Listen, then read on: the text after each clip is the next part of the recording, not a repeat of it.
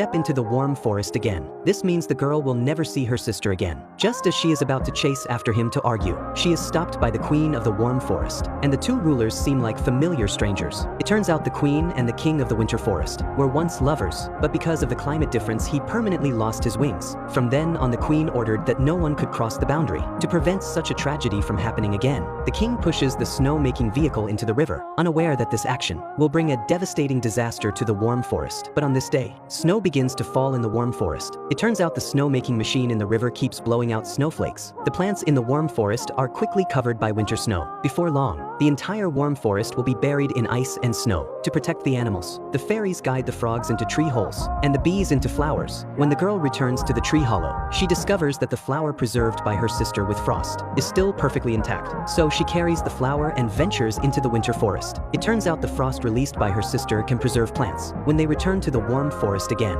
many plants have already been frozen. They must act before the snow fully arrives and protect the fairy dust tree. Only then can the entire warm forest be saved. The younger sister and two companions cover the fairy dust tree with frost, but the snow spreads even faster than they can act. Suddenly, many fairies arrive from the winter forest. At the king's command, they split into groups, using magic to cover all the plants with frost. After everything is ready, they have all the warm fairies hide. After an unknown amount of time, a beam of sunlight shines in. The girl pushes open the entrance. The snow and ice have begun to melt. The fairy dust tree starts producing large amounts of fairy dust. The younger sister asks her to fly together, but while searching for her sister, the girl's wings are injured by the cold. This frightens the younger sister. By accident, their wings touch. With a flash of light, the older sister's wings begin to heal.